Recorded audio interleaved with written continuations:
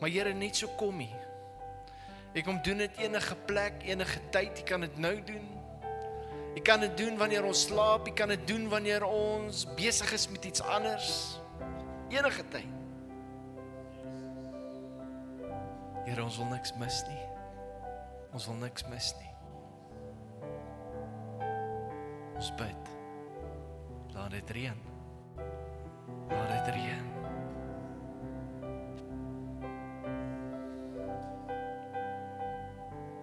Mag ons harte waterbakke wees wat die reën opvang. En mag hierdie waterbakke tot oorlopends te vol gemaak word, Here. Dat dit sal oorloop en oorloop op almal wat om ons is. Dankie, Here Jesus. Amen en amen. Amen. Kom ons neem ons sitplekke. Baie dankie. Ek gaan daar onder staan.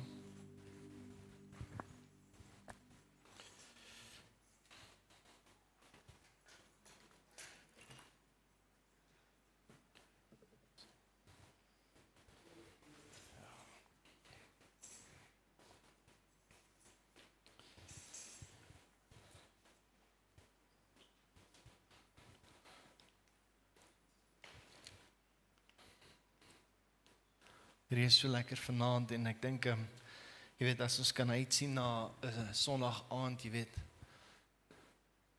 enige tyd wat ons in die teenwoordigheid van die Here het, is lekker. Enige tyd wat ons saam maak en waar ons kan saamkom as gelowiges, is goed. En,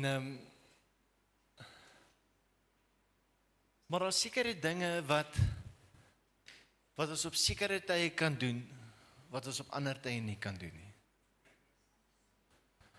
En ek wil hê jy moet nooit dink dat die aanddiens is maar net nog 'n diens nie. Okay. En ek is eintlik baie opgewonde om te sien wat gaan die Here doen. André vra vir my so 'n bietjie vroeër, so hy vra so, hoe wil jy hê moet die diens wees? Ek sê ek weet nie. Kom ons kyk wat doen die Here. En so ek wil vanaand weer sê, kom ons kyk wat doen die Here. Jy weet, so moet asseblief nie dink, jy moet kyk wat doen ek nie. Alright, is dit okay? Ek's voorberei, maar die Here kan enige tyd kom en enige iets stop. Hy kan enige tyd kom en enige iets verander. Okay. En ek is maar net oop in sy hand en ek wil net so vir jou ook vra, dat jy net so oop sal wees in sy hand vanaand en jouself sal oopmaak. So kom ons kyk wat doen die Here. Amen. So ek wil jou nooi, kom ons blaai na Lukas 10 toe, vers 30. Tema vanaand is in sy diens.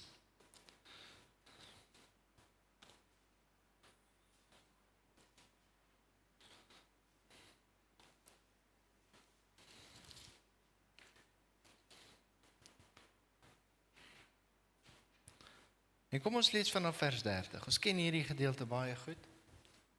Dis die gedeelte van die barmhartige Samaritaan. En Jesus antwoord en sê, 'n sekere man het afgegaan van Jerusalem na Jerigo en onder rowers verval. En nadat hulle hom uitgetrek en geslaan het, gaan hulle weg en laat hom half dood lê. En bygeval het 'n priester met daardie pad afgekom en toe hy hom sien, gaan hy aan die ander kant verby. En net so het ook 'n leviet by die plek gekom en hom gesien en aan die ander kant verbygegaan. Maar 'n sekere Samaritaan wat op reis was, het op hom afgekom en toe hy hom sien, het hy innig jammer gevoel en na hom gegaan, sy wonde verbind en olie en wyn daarop gegooi. En hy het hom toe op sy pakdier gehelp en hom na 'n herberg geneem en vir hom gesorg. En toe hy die volgende môre weggaan, haal hy 2 pennings uit en gee dit aan die eienaar van die herberg en sê vir hom, sorg vir hom. En enige onkoste wat jy nog meer kan hê, sal ek jou betaal as ek terugkom. Vers 36. Wie dan van hierdie 3, dink jy, was die naaste van hom wat onder die rowers geval het? En hy antwoord, hy wat barmhartigheid aan hom bewys het. Toe sê Jesus vir hom, gaan en doen jy net so. So hierdie hele storie kom op 'n vraag wat iemand hom gevra het oor hoe kan ek die ewige lewe beerwe? En Jesus verduidelik hom. Jy moet die Here jou God lief hê met jou hele hart, met jou hele siel en jou hele verstand. Dis die eerste ding. Hy sê in die tweede ding hier aan gelykstaande is jy moet jou naaste lief hê soos jouself. Okay. En hierdie man gaan toe aan en sê maar wie is my naaste? En Jesus vertel die storie. So ons ken die storie, jy weet, van die barmhartige Samaritaan. Ons het dit geleer in sonnaarskool, ons het dit gehoor op soveel verskillende plekke. En Jesus vra die vraag en hy sê, so wie dink jy van hierdie drie was sy naaste gewees? En hy antwoord en hy sê, dis die een wat barmhartig was. En hy kyk na hierdie storie en iets tref my rondom dit. En ek wil vir julle nou 'n vraag vra. So onthou nou, hierdie is nou 'n aandiens. Ek wil nou hê julle moet met my praat, as ek nou 'n vraag vra. Okay. So van hierdie drie, goed, wat nou betrokke is. Dit is die Samaritaan, dit is die priester, en is die leviet. So wie van hierdie drie het die regte ding gedoen? Ekskuus. So wie het die regte ding gedoen? Kom ons begin so. Die Samaritaan, die regte ding. Okay, kom ek stel dit anders. Wie het die verkeerde ding gedoen? Ja, die rower verseker. Maar kom ons bly by hierdie drie. Die leviet, die priester, of die Samaritaan. Wie het die verkeerde ding gedoen?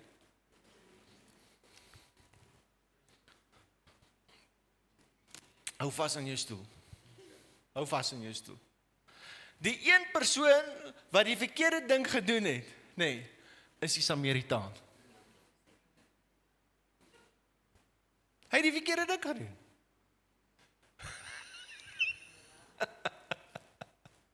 Hy? Nee, pastoor. Ons moet van hierdie pastoor ontslaa raak. So kom ons kyk gou. 'n Priester. Kom ek vra jou die vraag. Mag 'n priester aan enigiets gevat het wat onrein was? Okay. So was hy verkeerd. Nie volgens sy wet nie.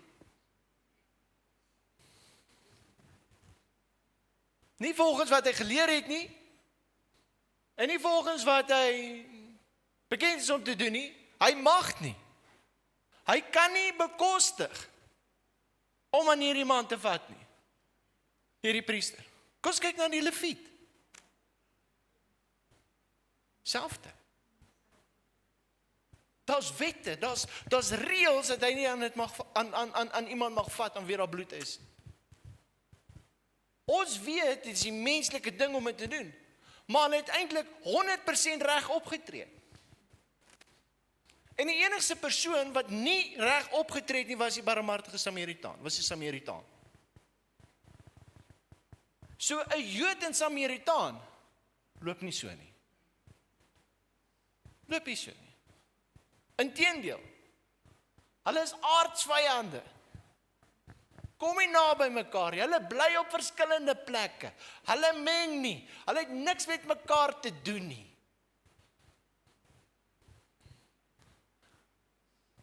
En hierdie Samaritaan gaan uit sy pad uit.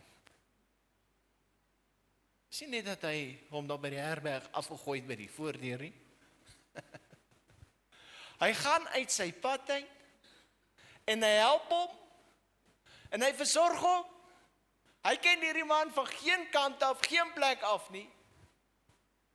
En hy gee opdrag en hy sê wat ook al die onkoste mag wees. Laat weet my nie. Ek wil hierdie man help. en eintlik mag hy nie. En die rede hoekom ek hierdie storie nou vir julle vertel, is julle nou alright? Julle met my? Ons is soms so vasgevang in dit wat ons geleer is. En dit maak dit nie verkeerd nie.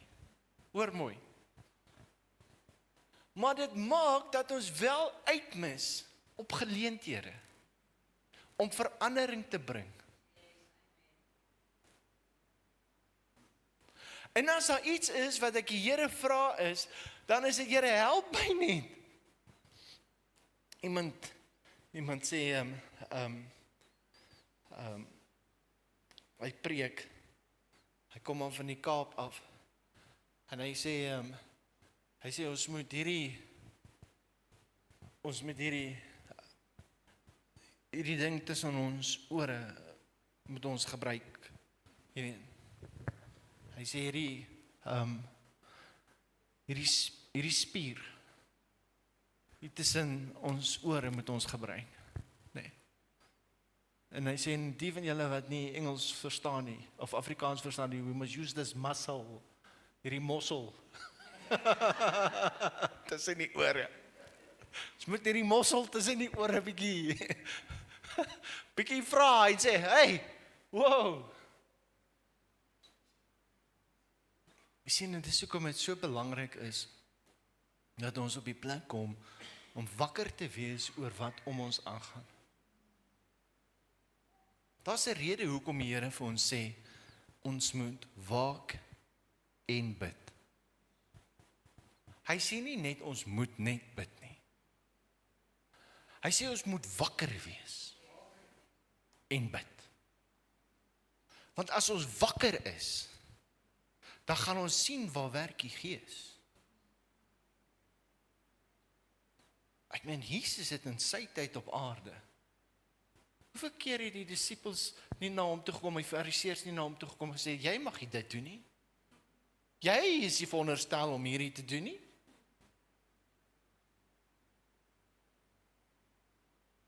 Maar dit wat Jesus gedoen het verandering gebring. Dit wat Jesus gedoen het iets in die atmosfeer veroorsaak om te laat gebeur. So wanneer ons vanaand begin, dan wil ek hê, ons moet dalk net so 'n tree terugstap van dit wat ons ken en geleer was. En net hierdie eenvoudige woorde sê, Here, leer my net vir 'n oomblik. Ek's nou uit my comfort zone, daar sê dankie. Ek's nou uit hierdie plekkie uit wat ek nou vir myself so mooi uitgeveer het en so gemaklik gemaak het. Ek gaan een Sondag gaan ek al hierdie stoele skuif. Alles. En julle gaan sien, as julle nie by die deur kan inkom nie, omdat mense daar by die deur staan, want hulle weet nou nie meer waar om te sit nie. Hier's 'n klop stoele hier binne. Nee, maar hulle weet nie waar om te sit nie, want hulle plek is nou weg. Jy weet, as er nou iets heiligs is in die kerk, wat jy nie aan kan vat nie, maar nie aan iemand se stoel vat nie, nee.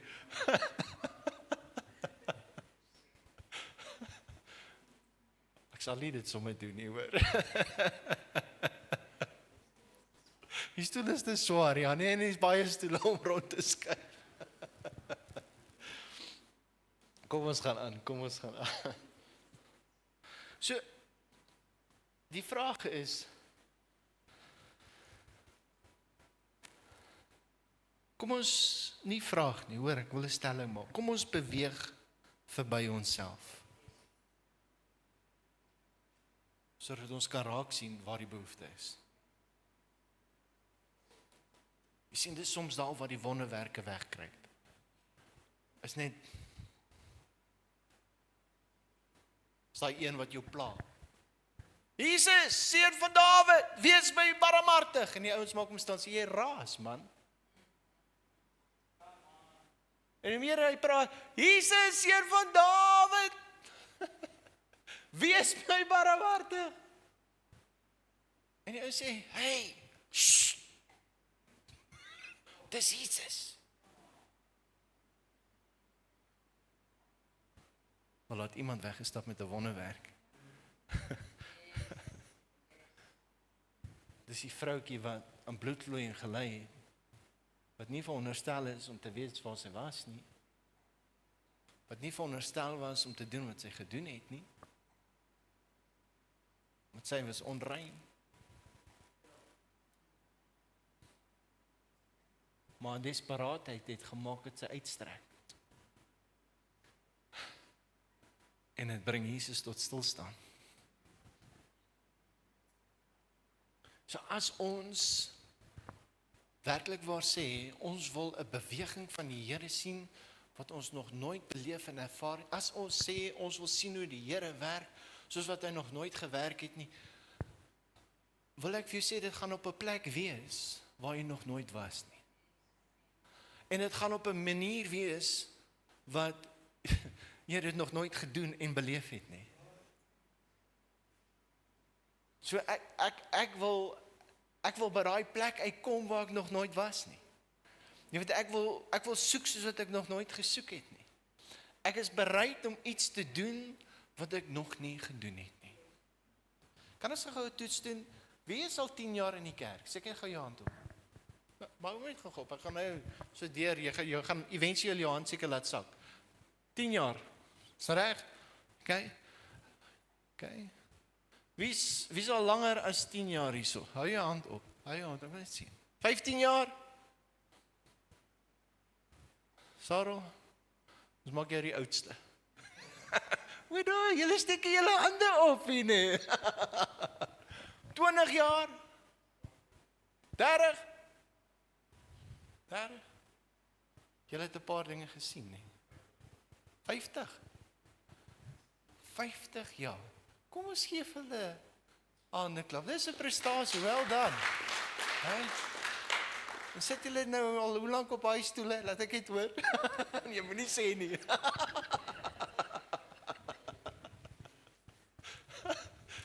Julle het 'n paar dinge gesien. Julle het gesien waar die Here 'n paar dinge gedoen het. Weet jy wat is vir my soms treffend as ek kyk na wat Jesus gedoen het in die evangelies? Nie een van sy wonderwerke was dieselfde nie. Hy het nooit dieselfde metode gebruik nie. En nou vra ek die Here. Ek sê, Here, wat wil U doen? En hoe wil U dit doen? Want ek weet nie. Maar ek soek. Daar's goed wat ek voel in my. Daar's goed wat ek sien. Daar's goed wat ek beleef. En ek vra die vraag. Here, hoekom is hier so baie studente wel hulle kom universiteit toe? Here, hoekom is Potchefstroom op die plek waar Potchefstroom is? Hoekom is dit daar as sekere dinge gebeur? Here, hoekom is dit dat die 3 konsentrasiekampe was?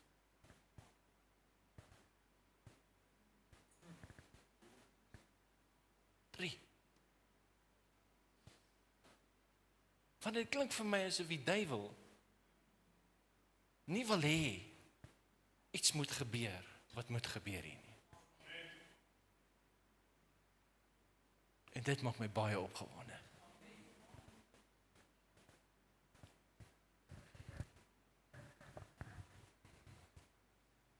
Vanmôre het ons 'n bietjie oor hartsake gepraat. Ons het 'n bietjie gepraat oor wat die wêreld nodig het. Ons het 'n bietjie gepraat dat ons bietjie ons harte na mekaar toe moet draai.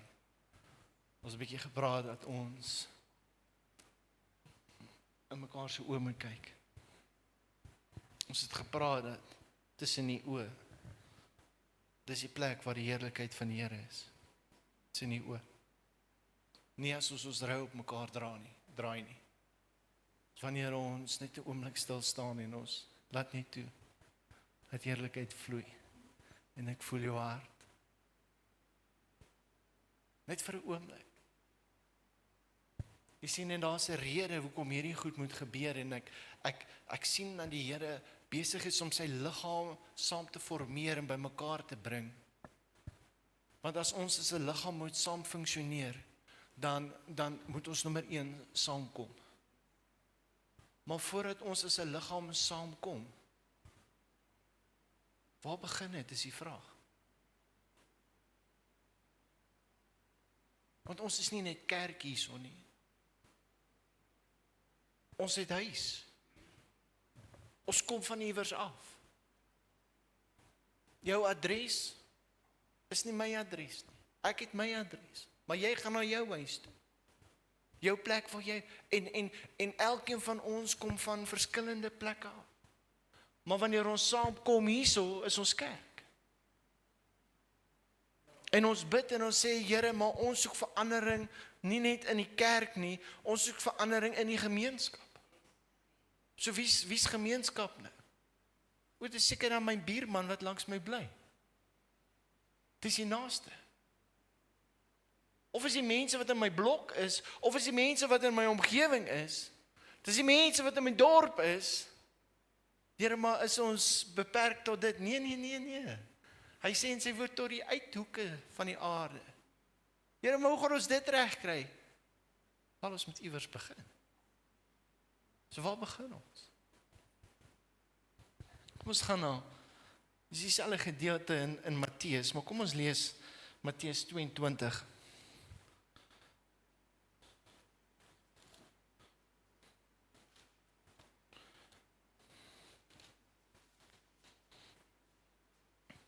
Vers 36.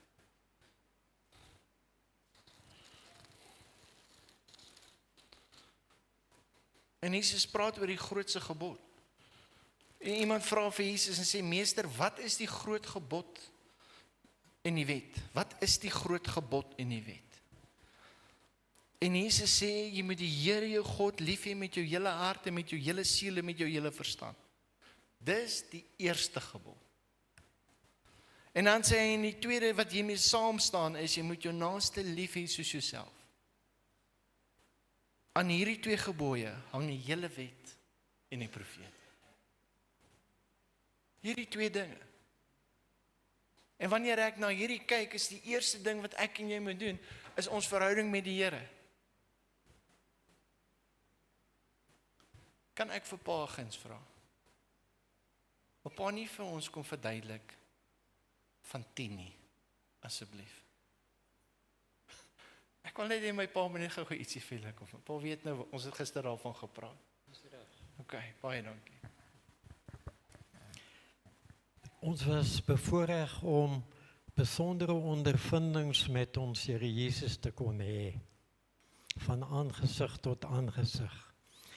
En dan beleef 'n mens dinge ver buite 'n mens se verbeelding. Dit wat jy nie weet wat bestaan nie, bestaan. God wat in ander wetenskappe en ander dimensies bestaan as ons. Ons kan God nie oordeel en beoordeel met ons aardse kennis nie. Want wat hy is, kan ons nie verbeel nie. Tensy jy dit ondervind van aangesig tot aangesig en jy's nooit weer dieselfde nie. En ek het baie begin kyk na waar was ek voordat die Here so genadig was. En waar is baie ander mense? En toe het ek ontdek dat, jy weet as ons nou klein is, en jy kan voor jy skool toe gaan, kan jy tel tot by 10. Of jy kan op die horlosie kyk. Of jy, soos in die geval van my vroukie hier, sy moes altyd vir die mense sing. Luister net bietjie. Maar jy weet, daar kom 'n tyd wanneer ons aanstap in die lewe en ons moet leer om verder te tel as net by 10. Want, as ek het so kan verduidelik, sê nou maar ons bak gemmerkoekies, gemmerbeskuitjies, en hier lê julle hoop. En ek sê nou vir Gawie, tel vir my hoeveel beskuitjies is daar. En hy kan net tot by 10 tel. Dan tel hy 10, en nog 10, en nog 10, en nog 10, en sê nou maar 7. En ek sê, Gawie, hoeveel beskuitjies is daar? Dan sê hy, pa, daar's 10 en daar's 10 en 10 en 10 en nog 7. Maar as hy tot by 100 kon getel het, sou hy vir my kon sê daar's 47. Weet u dat dit is hoe baie van ons kyk na ons geestelike lewe? Ons lees die Bybel met ons intelligensie en ons beoordeel dit volgens wat ons ken. En as ek net tot by 10 kan tel, dan verstaan ek net tot by 10. En God is die God van, dit het ons Here Jesus self vir my by geleentheid gesê, hy sê ek is die God van vermenigvuldiging. En kyk in die Bybel, nêrens word dinge by mekaar getel nie, ons tel dinge by mekaar, nie? Maar Jesus sê soveel maal soveel, want hy is die topwetenskaplike.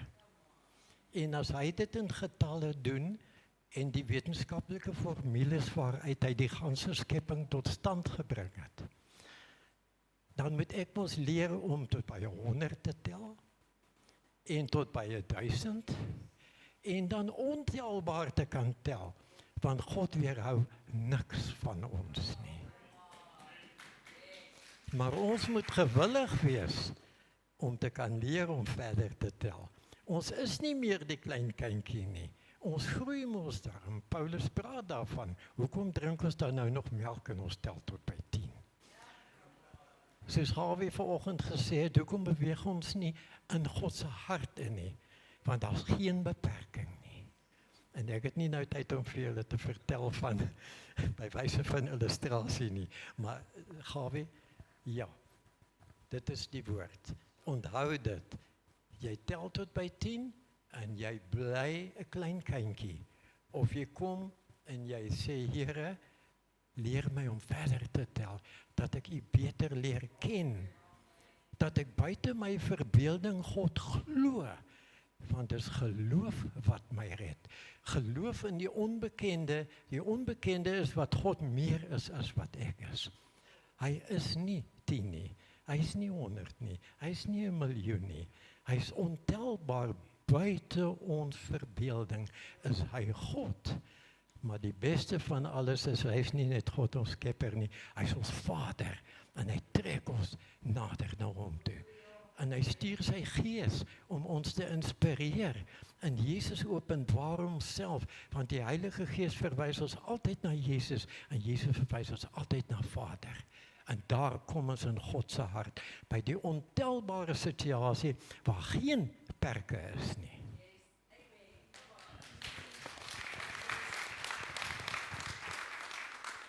Dankie Pa, dankie. Die waarheid van 10. Sy sê jy moet die Here jou God lief hê. En weet jy wat, met baie respek gesê, en ek sê dit nou op grond van wat Pa nou vertel het. Ek stel nie belang in hoe jy God lief gehad het 10 jaar terug nie. Wat belangrik is waar staan ek nou? Wat is die eerste ding? Dis die eerste ding. Want waar staan ek nou op hierdie plek waar ek nou moet wees? Waar is my verhouding met die Here nou op vir my persoonlik in ons gesin op 'n vreemde dorp, in 'n vreemde dorp soos Potchefstroom? Ek sê Here, wys my. Heilige Gees, kom leer my. Help my om te verstaan wat ek nog nie verstaan het nie. Dis die eerste ding. So die eerste ding wil ek amper sê waar ons verandering bring om ons, waar ons die omgewing gaan sien verander, die eerste ding gaan wees na wie toe is my hart gedraai? Wie kyk ek in die oë? En hier is die vraag, wanneer laas het ek dit gedoen? Jy weet, ons moet eintlik vir mekaar kan vra, so wat is die Here nou besig om in jou lewe te doen, jongman? Wat is die Here nou besig om in jou lewe te doen? Jy weet, jy kan jou politieke partye hê, jy kan jou eie rugby partye hê, of jou eie rugby span hê, en jy weet, jy kan sê wat 'n peanut butter jy van nou, maar ons moet eintlik vir mekaar sê, so wat is die Here nou besig om in jou lewe te doen? Nou. Dis die eerste ding. Die tweede ding, sê Matteus, jy moet jou naaste lief hê soos jouself. Dis gelykstaande aan die eerste ding. Dis nie een of die ander nie, dis die een en die ander een. En ek sien net dat as ons as 'n kerk gaan saamkom en as 'n kerk gaan begin beweeg en as 'n kerk gaan funksioneer en as 'n liggaam gaan opstaan, dan is daar iets wat moet gebeur voordat die liggaam daarby kom. Die geestelike liggaam. En dit het te doen met jou persoonlike verhouding met God. Dit het te doen met die tyd wat jy saam met hom spandeer. Dit het te doen met wat jy soek. Dit het te doen met hoe jy soek. Kan ek dit vir jou sê? My verhouding met die Here is vir jou belangrik. Hoor. Jou verhouding met die Here nou is vir my belangrik. Sien, as jy in 'n oorlog ingaan, is dit vir jou belangrik om te weet wie is langs jou. Jy weet, as hierdie ou gaan tone klap, nê, as hy 'n takkie oorbreek, is jy blootgestel. Jy's in die moeilikheid. So ons moet verstaan hierdie verhouding wat ons het. Hoor, we give purpose to one another. Dis die eerste ding. Die volgende ding is, hoe lyk jou huis? Jou huis. Jou plek van veiligheid, die plek wat jy toesluit as jy na jou adres toe gaan. Hoe lyk jou huis? Dis belangrik. Jy sien, voordat jy in die huis van God wil bedien, het jy eers 'n verantwoordelikheid om in jou fisiese huis te bedien. Dis belangrik. Jy sien, ons het nou nog nie eens by die liggaam uitgekom nie. Want ons wil hê die liggaam moet reg funksioneer. So hoe lyk jou huis? Waar is die altaar in jou huis? Ek kom eendag as jeugpastoor, kuier ek by die pastoor se kinders. En ons kuier lekker, en terwyl ons so preek, so kuier, toe hoor ons net, hierso is 'n geraas onder in die huis, maar dis 'n geraas, is iemand wat bid. Kyk, ek het nog iemand so hoor bid nie, hoor, nog nooit. Dis iemand wat bid, nee, maar dis 'n vurige gebed. En dis 'n harde gebed, nee. Kyk, het voel of hy dak bewe, nee. En nou, ek is besoeker, ek doen besoek al by die jeug, nee, en die kinders sit hier so langs my, en hulle kyk vir mekaar, en hulle smiles, en hulle kyk vir my, en hulle sê vir my, hierdie het nog nooit gebeur nie.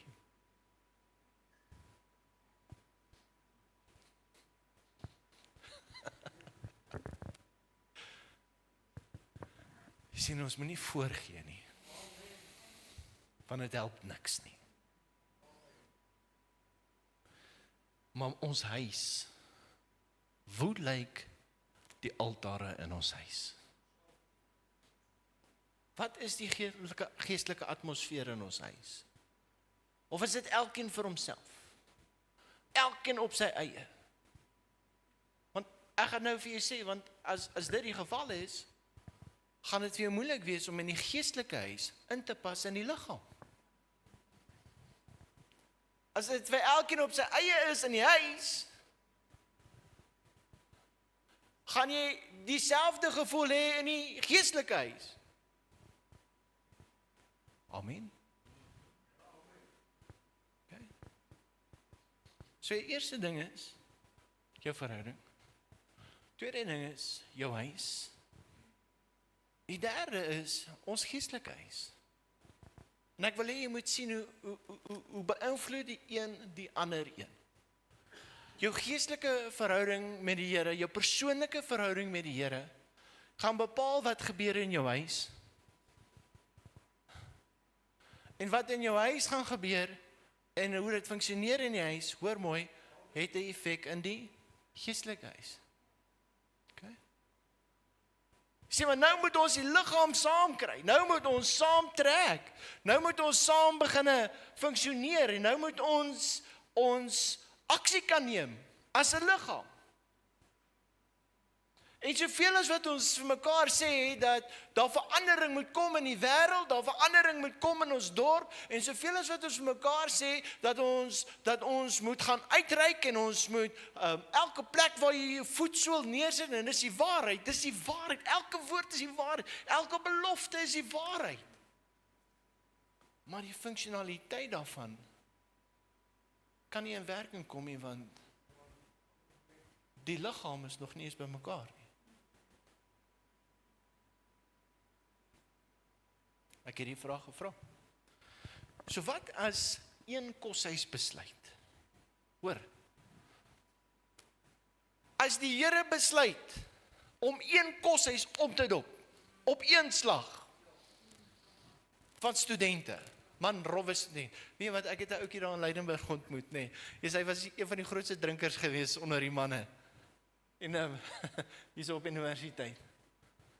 En hy sê hy is nog so dronk, nee, hy is dronk, hy weet nie eens wat gaan aan nie, en hier staan Jesus voor hom. En sy lewe verander net daar. Hier. Wat is dit met 'n hele koshuis van studente gebeur? En hulle besluit om volgende week, daag hulle op hierso. Jeugdstraat 52. Kerk, is ons gereed? Is ons reg? Wat praat ek? Wat as hulle instap en sê, help ons, leer ons, wys ons. Ek kan dit nie alleen kan doen nie. 10 van ons gaan dit nie kan doen nie. Almal wat hier is, gaan dit nie noodwendig eens kan doen nie. Ons is te min. So dit is belangrik, kerk, dat ons moet verstaan dat ons het 'n belangrike rol in hierdie liggaam. 'n Belangrike rol wat ons moet vervul. Want hierdie liggaam moet kan funksioneer. Hierdie liggaam moet kan aksie neem. Hierdie liggaam moet dinge kan doen wat ons nog nooit gedoen het nie. Ons is hier.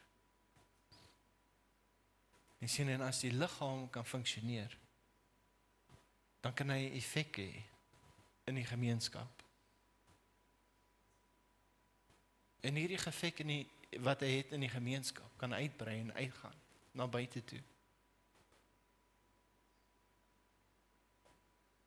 Ek wil hê ons moet 'n gedeelte lees in 1 Petrus 2 vers 5 tot 6.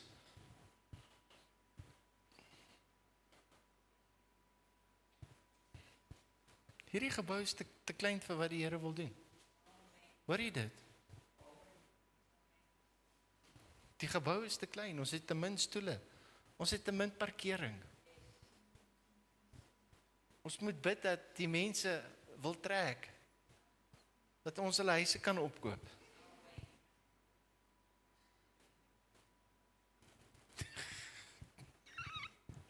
Julle moet nie so snaaks my aankyk nie, hoor. Ek wil jou bemoedig vandag, nee. En Sabi, jy weet, ek en my tesourier baie vasgesit. Oh my goodness. Ek sal net ewe skielik in die kerk sê, net sê, hoor die ouens, ons gaan 'n saal bou. Hy tesourier, is dit net so? Hy sê, wat sê hierdie ou? Hy weet daar's nie geld nie. Ek sê, ons gaan 'n saal bou. Met wat se geld gaan ons 'n saal? Ek weet nie, die Here het gesê, ons gaan 'n saal bou. So hoor nou mooi as ek sê, ons gaan hierdie blok moet uitkoop. Hoor jy dit? Ons gaan hierdie blok moet uitkoop vir dit wat die Here wil doen. En dit gaan nie oor die blok nie, en dit gaan nie oor die naam van die kerk nie, hoor mooi. Dit gaan oor koninkryk. Oor wat God wil hê moet gebeur. So 1 Petrus 2 vers 5 en 6. Hy sê, en laat julle ook soos lewende stene opbou tot 'n geestelike huis, 'n heilige priesterdom, om geestelike offers te bring wat aan God welgevallig is, gehoorsaamheid, deur Jesus Christus. Hy sê, laat ons opbou as lewende stene. Ek weet nie of julle al 'n papwiel langs die pad gehad het. Het iemand al 'n papwiel langs die pad gehad? En as jy 'n papwiel langs die pad het, jy het 'n jack, is 'n goeie ding. Maar jy het nog iets nodig. Jy het iets nodig om voor die wiel te sit, dat as jy hierdie kar nou opgejack het, dan moet hy ten minste keer dat hy nie vooruit loop nie. So dan kyk jy rond, jy sê, wel, hier's 'n steen wat hier rond lê, ek gebruik hom sommer net daar om 'n wiel op te sit. En ongelukkig is baie Christene so geïsoleer op hulle self, hulle is 'n lewende steen, wat alleen lê. En hy word nêrens opgebou, en hy is nêrens deel van 'n heilige priesterdom, of deel van 'n liggaam, om enige funksioneer, of om op enige plek te funksioneer, beter as om 'n stopper te wees vir 'n wiel, iemand wat 'n papwiel het nie. Jy sien, 'n steen wat op sy eie lê, bly net 'n steen. Maar 'n steen wat ingevoeg en ingebou is en inpas en op sy plek is, word 'n muur. Jy sien, jy kan my gooi met 'n steen. Ek is nog jonk genoeg om hom te sidestep. En jy kan nog een optel en ek kan nog steeds vir jou so maak. Jy weet, en daar is 'n klomp lewende stene wat na die duiwel toe geslinger word. En weet jy wat doen hy, Maar as ons 'n huis is en 'n muur is, en ons is 'n muur en 'n huis wat saam beweeg. As daai muur daar agter besluit om na my toe te hardloop, ek gaan nie daai rigting hardloop nie. Ek gaan hom nie kan dodge nie. Ek gaan weghardloop.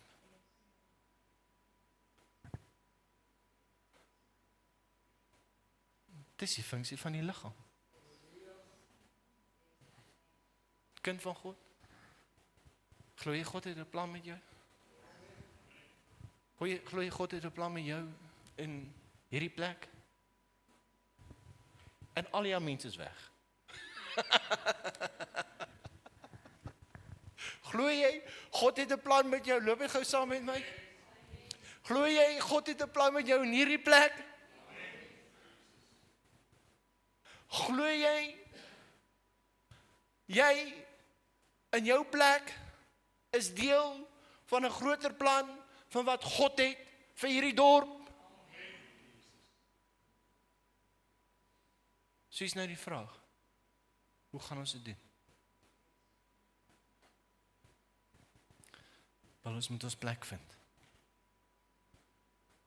Nommer 1, van aangesig tot aangesig. My seun wil nie meer oogkontak met my maak nie. Hy is bang ek roep hom. Dis nie omdat hy kwaad is vir my of ek vir hom. Hy is 'n baie skaam ouetjie, hoor. Regtig baie skaam.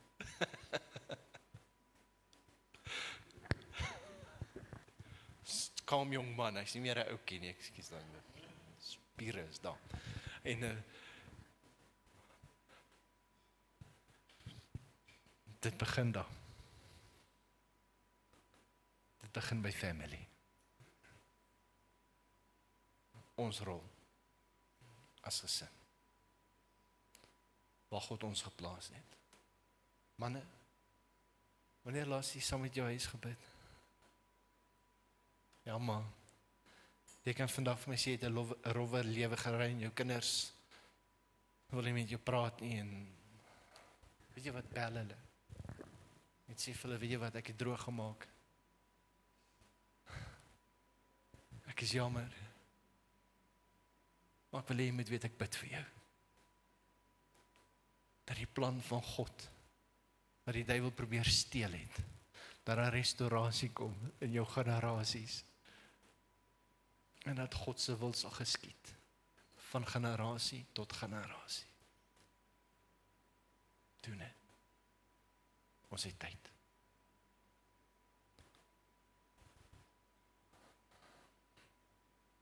Dis wat ek vanaand met julle wil deel. Maar ek wil net nie hier los nou net nie. Bernard, wil jy vir my tel hoeveel mense is ons hier asseblief? Ekskuus? 47, baie dankie. Is daar regtig 47? My magies, die storie van 10. Hoor jy dit?